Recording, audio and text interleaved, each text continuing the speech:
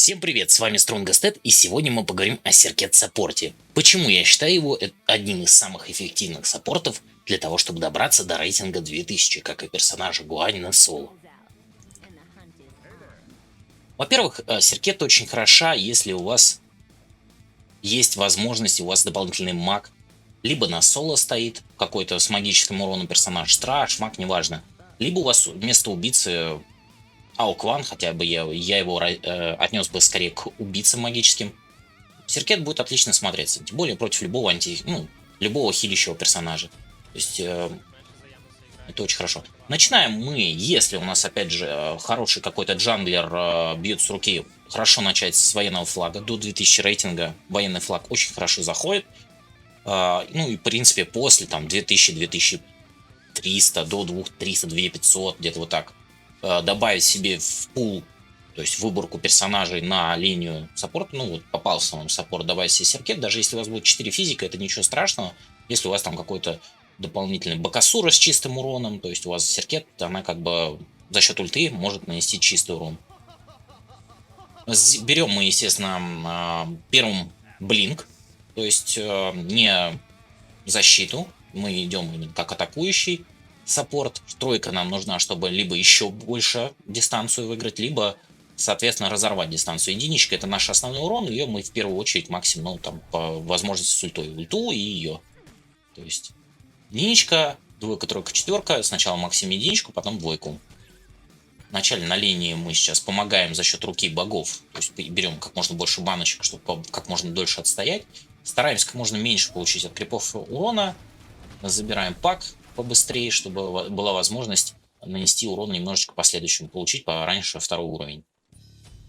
И за счет этого нанести чуть-чуть хотя бы урона по следующей волне миньонов. Но главное не перестоять. Вот травма сейчас хорошо игру показывает в плане того, что не перестоял, а сразу же отступил. Двоечки хорошо попадаем по Фафниру и Хатиману.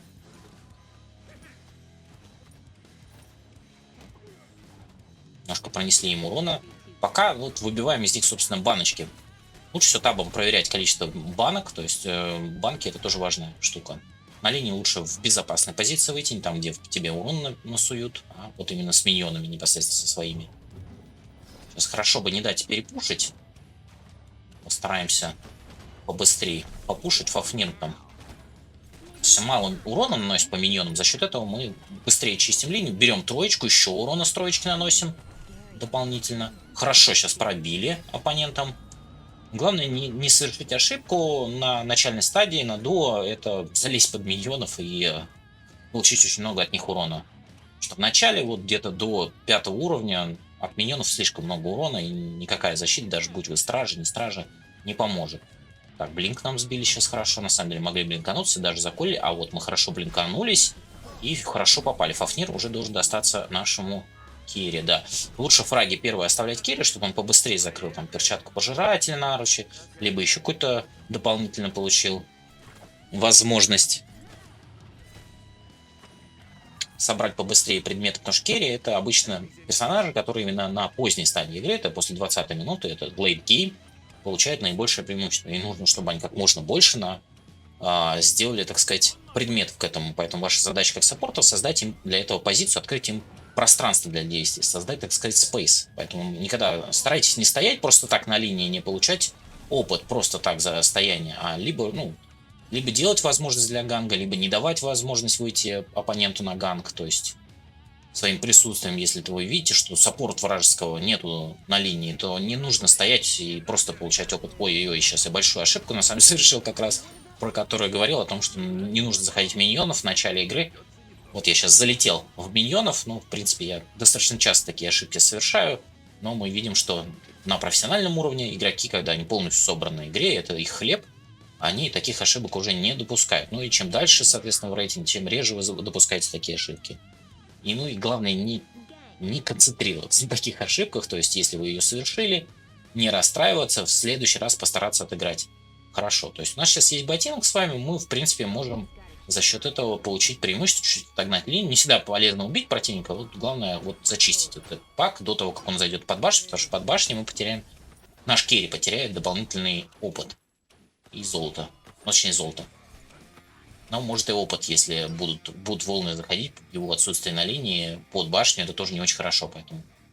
Кстати говоря, саппортом очень хорошо, если ваш там на ресет ушел, на восстановление, так сказать, жизни или маны ушел либо мидер, либо соло, либо джанглер. Вот, забрать что-то дополнительное, это хорошо. Пытаемся что-то, видимо, выбить мы сейчас из Хатимана. Пока у нас не получается. Ну, ничего страшного.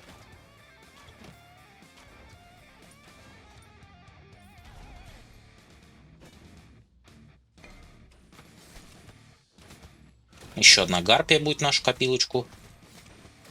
У нас скоро уже ульта. А нет, не будет. Хунбац, очень хорошо. Сейчас подошел Хунбац, но еще нет ульты. И мы, в принципе, должны выжить. Сейчас нам надо ждать отката способностей. Пока мы не можем ничего сделать. Вот еще Алкван подошел. С Алкваном мы точно должны убивать. Я вижу, что на миду мид тоже может ротироваться. В принципе, он там отогнал Раджина. Да, он как раз к нам подходит мид. И сейчас мы хорошо ловим Хатимана. У него уже нет ульты. Ой, как много миньонов. Ну, у нас уже нет ни маны, ни хп. Мы вряд ли чем-то можем, кроме базовых атак, помочь оппоненту. Ну и, в принципе, Янус получает даблкил. Да, мы, конечно, разменяли раму. Это Кири. Но повезло. Повезло, на самом деле, Хунбатсу. Он так бы, он, может быть, и остался. В любом случае, он линию не фармил. У нас на миду мидер до этого загнал вражеского мидера под башню и смог нам ротироваться. В принципе, всегда лучше смотреть перед боем, перед какой-то схваткой, могут ли к вам вообще ротироваться, а потом уже сдавать колы. Тут мы играем, в принципе, вдвоем Хемута в голосе, поэтому я мог ему подсказать там, и ему не нужно было даже там проверять файт. Он знал, что у нас там идет драка, и видел, что ему просто нужно отогнать Раджина, чтобы он не смог подойти. Вот он 6-й левел, а Хемута на Янусе уже 8-й. За счет даблкилла, за счет того, что он не пропустил, в принципе, паков на линии, не пропустил миньон, волн миньонов. Сейчас наша задача почаще поультовать в Раджина. Если как только он попадает чуть-чуть дальше заходит, мы можем в него ультануть, просто чтобы его развести даже на бице. Неважно, убьем мы его или нет, но если мы будем его держать как можно дальше от опыта, если он будет просажен, мы, возможно, откроем какие-то возможности Алкуану для выхода. Опа, Фафнир. Ой-ой-ой, как хорошо появились кусты. Кстати, кусты очень интересное решение Хареза. Вовремя мы хорошо продамажили сейчас по Раджину. Он поздно нажал бицы, и мы смогли его забрать. Потому что нужно было нажимать прям сразу в ульту. Ну, пока там выйдешь, пока упадешь. Так, я промазал. Ну, ничего, тут просто уроном отогнать, чтобы не мог он продолжить. Тут еще Хунбац. Фафнир испугался. Хотя вот, опять же, если бы Фафнир сейчас смотрел на карту и видел, что рядом подходит Хунбац, он бы не стал так отступать.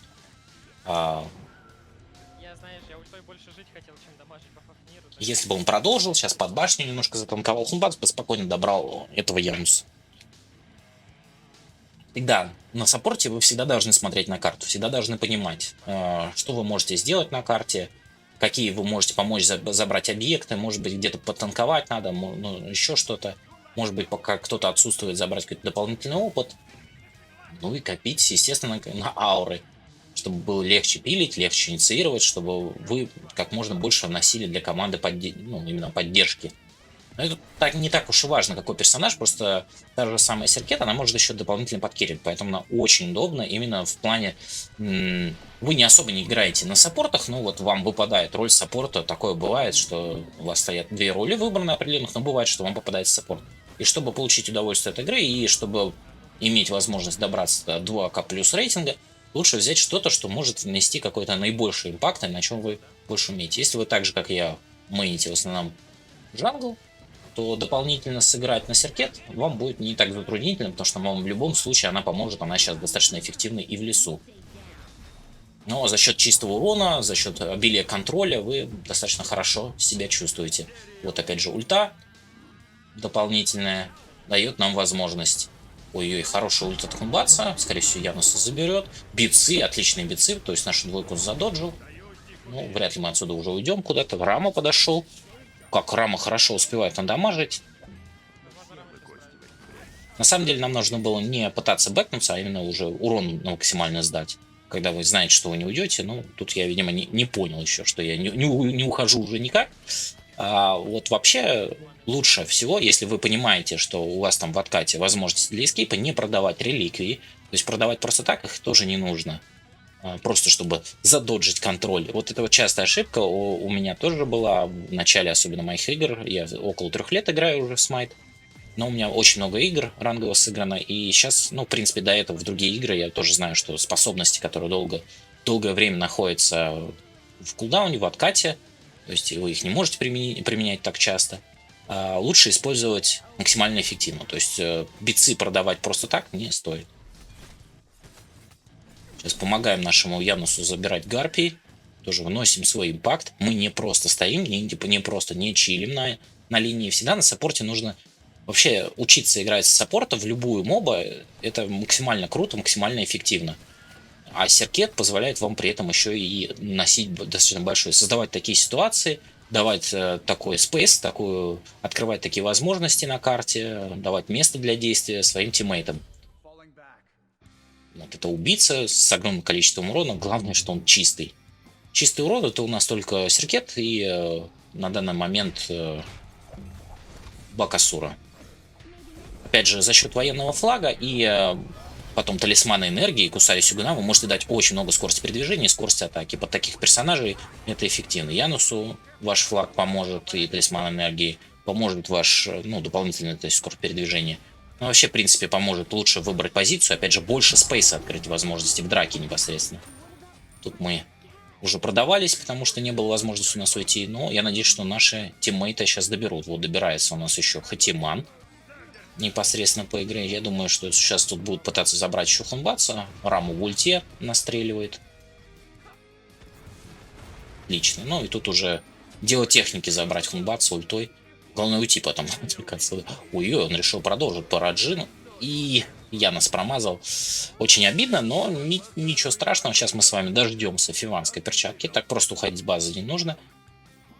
Старайтесь закрывать предметы. В этом билде, если у вас, опять же, хороший какой-то дополнительный автоатакер, то есть персонаж, который бьет именно с руки в лесу, то есть если у вас не один там Рама или не один керри, дополнительно какой-то Бакасура в лесу, Аокван в лесу, может быть Немезида, Меркурий, Арахна или кто-либо еще, кто бьет с Эрлинг Шейн, там, ну вот из джанглеров именно, из убийц, нужно мыслить шире и, ну, подстраиваться, стараться под саппорт. То есть, чтобы у вас Аокван, он не располагает каким-то контролем. То есть у Серкет достаточно длительный контроль ее ульта, за которой можно успеть Аоквану нанести как можно больше урона. А чтобы он больше урона нанес, мы берем Френди, берем военный флаг, берем талисман энергии. И играем под тиммейтов. Конечно, если, ну, это совсем, конечно, прям вот, ну, капитошка попался какой-то, ну, вот очень слабый джанглер, очень слабый Бакасура или Арахна или Меркурий. Ничего страшного. Так мы просто гоняем, я сейчас вижу, мы просто Раджина ультанули, чтобы он потратил битсы, ульту, еще что-то, и открыли возможность для действия команде. Попытались ему сбить еще ТП, чтобы как можно больше времени он потратил именно в никуда, то есть не получая ни опыт, ни золота. Ой-ой, хорошо, сейчас Геркулес поймал нашего Януса, но мы, я думаю, все равно это заберем. Не пытается почему-то Аукван ультануть. Видимо, там испугался битцов или ульты, но Фафнир ультанул сейчас Аукван. Хорошо задолжил ульту Хумбаца, и этих двоих мы должны забирать. Хорошо, да, прыгаем. Ой-ой-ой, Аукван в опасности. Но мы доберем их. Нет, Аукван уже отступает, видимо, недостаточно ему хп реген, но ничего страшного. Геркулеса мы бы не факт, что забрали, потому что ульты уже у Ауквана не было. У нас тоже, в принципе, все в откате было. Но мы получаем преимущество. Сейчас вот, прежде чем бэтнуться, мы забираем с вами тотем. Тотем, на самом деле, очень недооцененная штука. Он, опять же, дает ман реген и скорость передвижения. То есть ваши тиммейты дольше будут стоять. Потратьте время на отходе, чуть-чуть забрать тотем. Это не так много времени, но принесет дополнительную денежку какую-то, возможно, какой-то предмет вашим тиммейтам хватит. Плюс быстрее доберутся до, опять же, волн миньонов, потому что когда вы проходите между, ну, около структуры, на вас навешивается этот баф на 9 секунд, на 10, чтобы у вас было дополнительно скорость передвижения, ман реген. И это тоже помогает, это такое маленькое преимущество. Тут мы это по ходу сделали. Если это был стопроцентный килл, в любом случае мы бы его засекьюрили. Если что, ультой, блин, конечно, зря потратили, но мы не знали, заберет Янус точно 100% или успеет Раджин бэкнуться как-то. Ну нет, хорошо продался.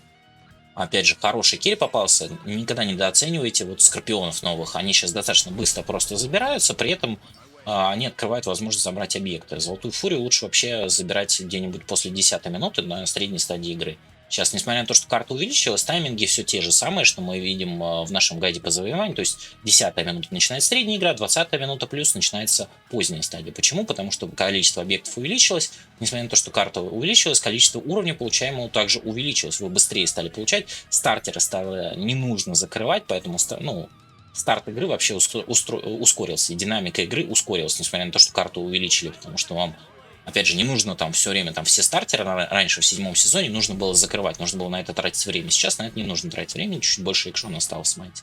И это приятно, на самом деле.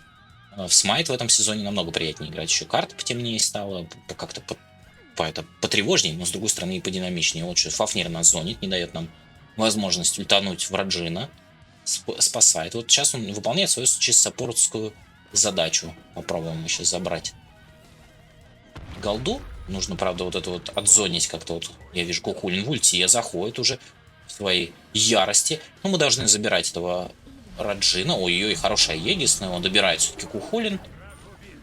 Сейчас мы ультанем еще этого Хунбаца, он заигрался тут.